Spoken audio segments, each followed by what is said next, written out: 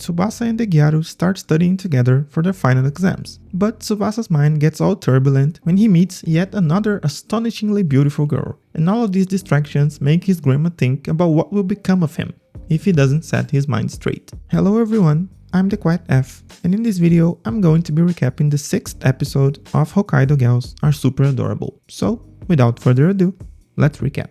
The final exams are a week away, but Tsubasa had already been through every subject he needs to study, so now he only has to review the hardest parts. Minami, on the other hand, is anxious because it feels like they had just got out of the midterms and jumped straight to the finals. She doesn't like doing exams, and Tsubasa says they're a good way to see your efforts paying off, which makes Minami more motivated to study. She asks him if he's free later and invites him to study at her house. She invites Sayuri too, and both of them think that having Tsubasa there is going to make it easier, because he's really smart. So he's basically their private tutor. They get to Minami's house and she reveals that there's no one home. She asks them to wait in her room while she gets something for them to drink. Tsubasa tells Sayuri that he's been there before, but they only stayed in the living room watching movies, so he doesn't know what Minami's room looks like. But Sayuri calls him a pervert anyway. They enter the room, and the look and smell of it make Tsubasa wonder how Minami spent her time there, and his mind wanders a bit too much, which leads to Sayuri calling him a pervert again. Minami arrives at drinks and turns in the heat. The drink is a Hokkaido classic,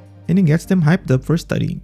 So Minami proposes they quiz each other. They start studying world history, and both Tsubasa and Sayuri answer the questions correctly. But Minami is completely clueless about everything, and tries to hide it by asking about something related to Kitami. But the others call her bluff and try to motivate her. While they study, Tsubasa's grandma is preparing dinner at home. Afterwards, Minami and Sayuri are exhausted after all that studying, and Tsubasa says they did a great job. He looks at the time and realizes it's past his curfew, so he quickly says goodbye and rushes home. But as soon as he opens the door, he runs into Minami's mom and falls right into her huge, soft melons.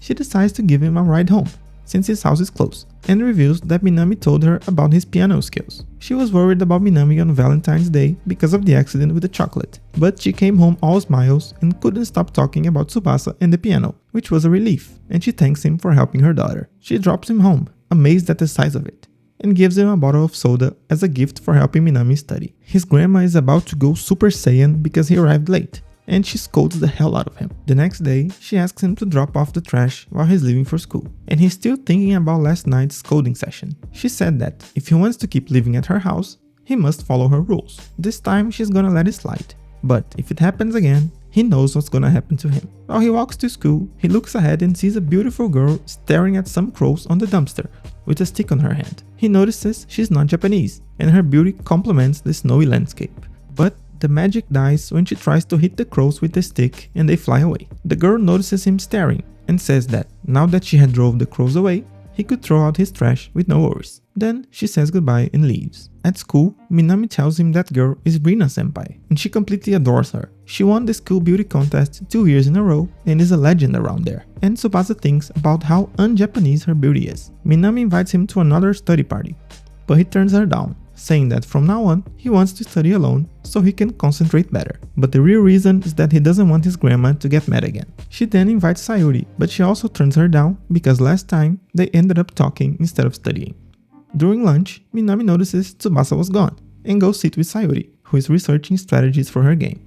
She points out that Minami needs constant attention and that she might be mad at Tsubasa for turning down her studying invitation, and she tries to play it cool. Meanwhile, Tsubasa decides to try out studying in the library. It's quiet when he hears someone snoring. She looks around and sees Rina senpai sleeping, and she looks so beautiful it makes his stress from studying go away. He keeps staring at her and she wakes up. He's so distracted with her beauty, she ends up catching him staring, and when he tries to refocus on his studies, she shows up right next to him. She says she's in the library committee, so she has authority over there, and as long as she approves, it's perfectly fine to sleep in there. Tsubasa says he doesn't mind, and Rina notices he has perfect posture and starts touching him. He's obviously super embarrassed. She apologizes for interrupting his studies and points out that one of the questions that were marked as correct was actually incorrect. Tsubasa realizes she's right, and she wishes him good luck on his studies and goes away, leaving him wondering if she figured out the mistake after just one look at it. After school, Tsubasa gets home and his grandma is sitting at the doorstep waiting for him. She spent the whole day thinking about what she could do to support him. She realizes he's at an age where she can't understand everything that is happening to him, but since he arrived at Hokkaido, he has dropped his guard